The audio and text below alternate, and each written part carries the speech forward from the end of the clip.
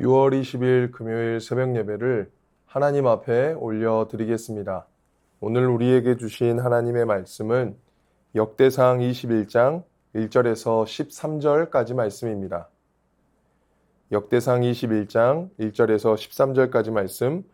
사탄이 일어나 이스라엘을 대적하고 다윗을 충동하여 이스라엘을 계수하게 아니라 다윗이 요압과 백성의 지도자들에게 이르되 너희는 가서 브엘세바에서부터 단까지 이스라엘을 계수하고 돌아와 내게 보고하여 그 수요를 알게 하라 하니 요압이 아뢰되 여호와께서 그 백성을 지금보다 100배나 더하시기를 원하나이다.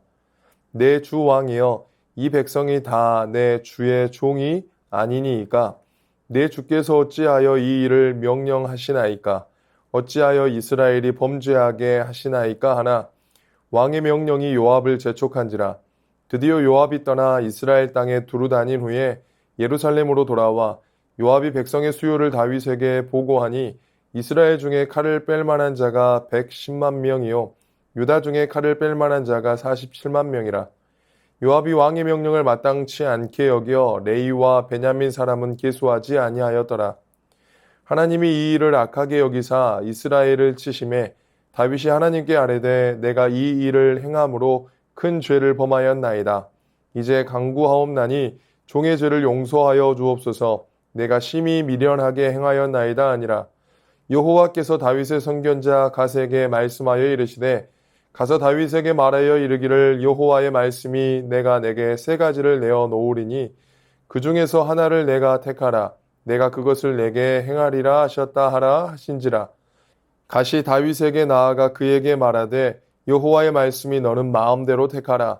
혹 3년 기근이든지 혹 내가 석 달을 적군에게 패하여 적군의 칼에 쫓길 일이든지 혹 여호와의 칼 곧 전염병이 사흘 동안 이 땅에 유행하며 여호와의 천사가 이스라엘 온 지경을 멸할 일이든지라고 하셨나니 내가 무슨 말로 나를 보내신 이에게 대답할지를 결정하소서 하니 다윗이 갓에게 이르되 내가 공경에 빠졌도다. 여호와께서는 긍휼이 심히 크시니 내가 그의 손에 빠지고 사람의 손에 빠지지 아니하기를 원하나이다 하는지라.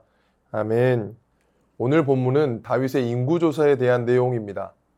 다윗은 하나님의 사랑을 받는 왕이었습니다. 하나님께서 다윗을 아끼시고 사랑하셨다는 것을 우리는 잘 알고 있습니다. 여러 이유 중에 다윗은 늘 하나님의 마음에 귀 기울였던 사람입니다. 하나님의 뜻이 어디에 있는가를 살폈던 사람입니다. 그런데 오늘 본문에서는 평상시 다윗답지 않습니다. 왜 인구조사를 명하고 스스로 어려움에 자초하게 되어졌는지를 살펴보겠습니다. 그리고 또 한 가지, 인구조사하는 일이 그렇게 큰 죄인가 하는 것도 살펴보겠습니다. 역대상 21장 1절, 사탄이 일어나 이스라엘을 대적하고 다윗을 충동하여 이스라엘을 계수하게 하니라.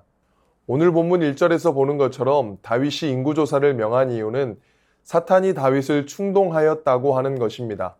이스라엘이 너무 잘 되고 있으니까 사탄은 시기심이 나서 견딜 수 없었던 겁니다. 그래서 이스라엘로 하여금 하나님 앞에서 잘못되게 해서 징벌을 받도록 하기 위해서 이런 일을 꾸민 것입니다. 사탄은 주로 하는 것은 충동질하는 것입니다. 우리 안에는 언제나 죄 짓고 싶은 마음이 있습니다. 평상시에는 아무렇지 않게 지내다가 어떤 특정한 상황이나 보거나 듣거나 생각할 때 사탄이 우리 속에 있는 죄 짓고 싶은 본성을 충동질해서 죄가 터져 나오게 하는 것입니다. 그래서 우리는 사탄의 특성을 잘 이해하고 죄 가운데 있지 않도록 늘 주님의 그늘 아래 있어야 하는 것입니다. 그리고 다윗이 인구조사를 한 일이 그렇게 큰 죄일까? 한 나라의 왕이라면 필요에 의해서 인구조사를 할 수 있는 것 아니겠습니까? 여기서 중요한 점은 다윗이 인구조사를 하고자 하는 의도였습니다. 다윗은 이번 인구조사를 통해서 이스라엘 병력 시스템 전체를 고치려 했습니다. 그리고 한 걸음 더 나아가 이것을 통해서 아주 강한 군대를 가지고 크고 강한 나라를 세우려고 했던 것 같습니다. 지금까지 다윗의 행적을 살펴보면 철저히 다윗은 하나님 중심의 사람이었습니다. 모든 걸음을 하나님께 묻고 하나님의 뜻대로 행했던 사람입니다. 그리고 말씀대로 살았던 사람입니다. 이것이 하나님이 다윗을 사랑하는 이유였고 그래서 다윗에게 늘 승리할 수 있는 은혜를 베푸셨습니다. 이것이 다윗의 승리 공식이었습니다. 그런데 다윗은 이러한 방식이 아니라 자신이 세운 군대를 통하여 전쟁에 대비하고자 했습니다. 이러한 부분에서 다윗이 어느 정도 이해되기는 합니다. 다윗은 군대가 필요할 때마다 각 지파와 협력해서 자원하는 군대를 가지고 전쟁을 치러야 했습니다. 얼마나 모집할 수 있을지 지파별로 차출이 되어졌기에 단합력에 대한 의구심도 생길 수 있었습니다. 이러한 복잡한 것을 해결하고자 내린 방도가 인구조사입니다. 더 강한 군대를 두어서 더 많은 나라를 정복해야겠다는 생각을 하게 됩니다. 사사 기드온의 이야기를 살펴보면 하나님의 전쟁 방식을 금방 이해할 수 있습니다. 하나님은 미디안을 심판하기 위해 기드온을 사용하셨습니다. 모집한 군대가 32,000명이었습니다. 여기에서 두려워 떠는 자는 돌아가라 하니 22,000명이 돌아가고 10,000명이 남았습니다. 하나님은 아직도 이 숫자가 많다고 하셨습니다. 물가에 내려가 물을 먹는 방법을 통해 구별하셨는데 물을 손으로 움켜 입에 대고 핥는 자의 수가 300이었습니다. 하나님은 이 300을 남겨두고 모두 돌아가게 했습니다. 하나님은 기드온을 필두로 이 300명을 데리고 미디안을 심판하셨습니다. 하나님의 전쟁에는 숫자와 실력에 있지 않다는 것을 보여주십니다. 이것이 하나님의 스타일인데 다윗이 이것을 무시해버렸습니다. 이에 대해 하나님은 선견자 갓을 보내 3가지 중에 한 가지를 택하라고 하십니다. 역대상 21장 12절 말씀에 혹 3년 기근이든지 혹 내가 석 달을 적군에게 패하여 적군의 칼에 쫓길 일이든지 혹 여호와의 칼 곧 전염병이 사흘 동안 이 땅에 유행하며 여호와의 천사가 이스라엘 온 지경을 멸할 일이든지라고 하셨나니 내가 무슨 말로 나를 보내신 이에게 대답할지를 결정하소서 하니 그 3가지는 이렇습니다. 첫 번째 3년 기근, 두 번째 석 달을 적군에게 패하여 적군의 칼에 쫓길 일이든지 아니면 세 번째 전염병이 사흘 동안 내리는 것이었습니다. 다윗은 사울을 피해 도망하며 배고픔을 경험해 본 사람입니다. 또한 사울을 피해 도망하며 쫓겨볼 대로 쫓겨본 사람입니다. 그래서 다윗의 선택은 전염병이 사흘 동안 이 땅에 내리는 것을 선택합니다. 첫 번째 것과 두 번째 것은 자신이 직접 겪어야 할 고통이었지만 세 번째 전염병은 자신이 외가 될 수 있는 선택이었습니다. 왜냐하면 하나님은 3가지 선택지를 통해 심판하시지만 다윗을 완전히 내치지 않으시는 것이기 때문에 다윗은 전염병이 걸리더라도 죽을 일은 없었기 때문입니다. 최악의 상황 속에서 다윗이 선택한 이 선택마저도 안타까움을 가져오는 상황입니다. 역대상 21장 14절 말씀입니다. 이에 여호와께서 이스라엘 백성에게 전염병을 내리심에 이스라엘 백성 중에서 죽은 자가 7만 명이었더라. 하나님은 단 3일 만에 이스라엘 백성들 7만 명이 병으로 죽게 하셨습니다. 엄청난 숫자입니다. 다윗 한 사람의 실수로 인해 7만이나 되는 사람들이 죽게 됩니다. 이스라엘과 다윗의 역사 속에 큰 오점이 되는 사건이 생기게 됩니다. 말씀을 정리하면서 한 부분만 더 살펴보고 정리하겠습니다. 선견자를 통하여 3가지 선택지에서 전염병을 선택함으로 7만 명이나 되는 백성들이 죽게 되었는데 본문 16절에서 심판이 끝나지 않은 것 같은 장면이 나옵니다. 16절 말씀, 다윗이 눈을 들어보매 여호와의 천사가 천지 사이에 섰고 칼을 빼어 손에 들고 예루살렘 하늘을 향하여 편지라.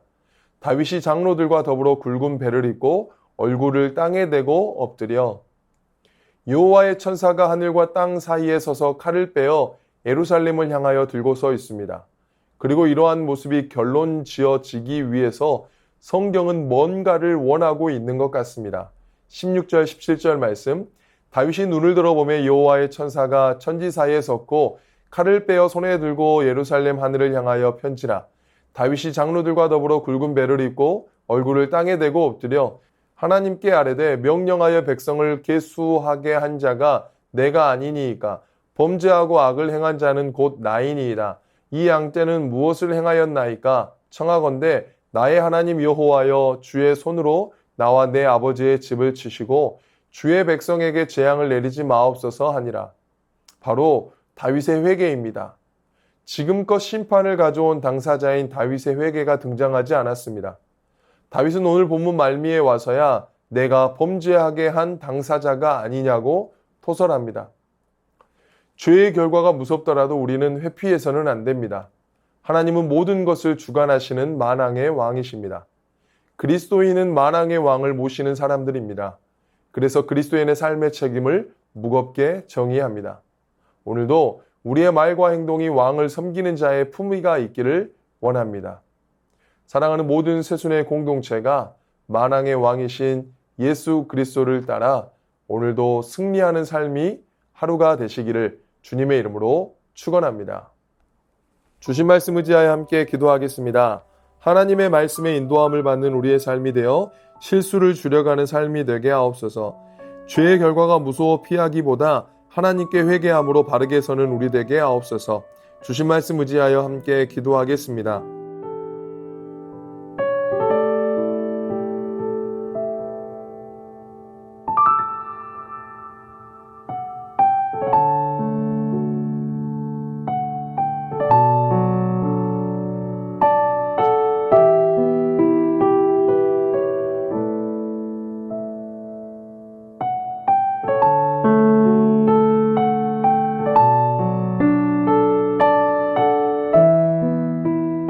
계속해서 나라와 열방을 위해서 기도하겠습니다.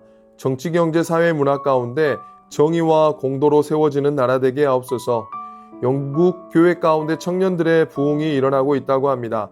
영국이 다시금 그리스도께로 돌아오게 하시고 부흥의 불길이 타오르게 하옵소서. 상처와 고통으로 얼룩진 열방에 예수 그리스도의 희망의 빛이 비추어지게 하옵소서. 나라와 열방을 위해서 기도하겠습니다.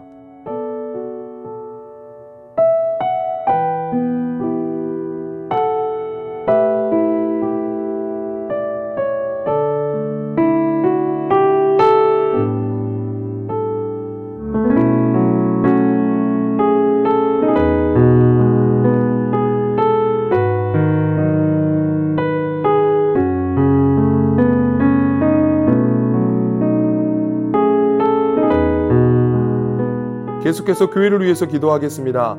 구원받은 자답게 윤리와 도덕을 뛰어넘어 살아가는 모든 성도들 되게 하옵소서. 다음 세대 여름사역 가운데 함께하여 주셔서 복음으로 흥황하는 세대들로 세워 주옵소서.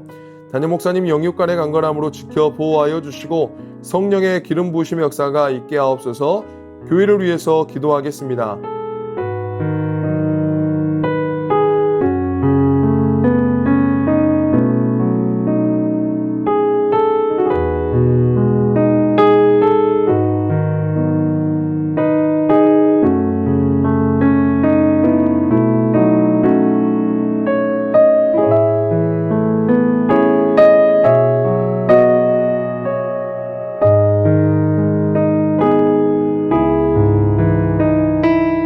선교사님과 환우분들을 위해 기도하겠습니다.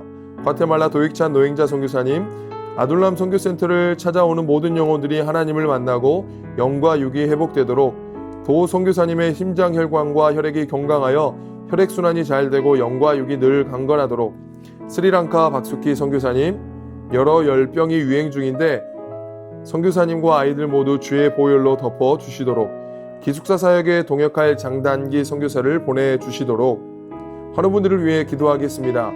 오현정 간사님, 마음을 강하게 하고 육체적으로도 잘 회복하여 다음 치료를 준비하게 하옵소서. 조정순 권사님 남편 백형호님, 뇌출혈로 입원 중입니다. 일반 병실로 옮겼지만 아직 회복이 필요합니다. 주님 치유하여 주옵소서. 박훈규 집사님 뇌경색 치료 후 재활 치료를 하고 있습니다. 일상생활에 아무런 어려움 없도록 온전한 회복을 주옵소서. 박세현 집사님, 유방암 발병 이후 뼈전이 되었습니다. 통증이 사라지고 회복의 역사가 나타나게 하옵소서. 양금숙 성도님, 이번 검사 결과 방사선 치료받았던 종양이 더 커지지 않고 있어 3개월 후에 다시 검사받기로 했습니다. 더 커지지 않고 회복되게 하옵소서. 김민정희 집사님, 방사선 치료 효과가 미비하여 호르몬제 약으로 치료하고 있습니다. 검사 수치가 올라가지 않고 떨어질 수 있도록 지켜주시고 이후 모든 과정을 주님께서 지켜주시옵소서. 권원순 권사님, 폐에 있는 종양이 커져 항암 치료제를 변경하였습니다. 변경된 항암제로 인한 부작용 없이 온전히 치료되도록 지켜주시옵소서. 또 성민 형제님, 크론병으로 8주에 한 번 주사제 치료를 하고 있습니다. 부작용이 생기지 않도록 보호하여 주시고 소장의 염증이 잘 치료되어 음식을 잘 먹고 새로운 삶의 현장으로 나아갈 수 있는 용기를 주옵소서. 모든 환우분들의 몸과 마음을 회복시켜 주옵소서. 선교사님과 환우분들을 위해 기도한 후 자유롭게 기도하시겠습니다.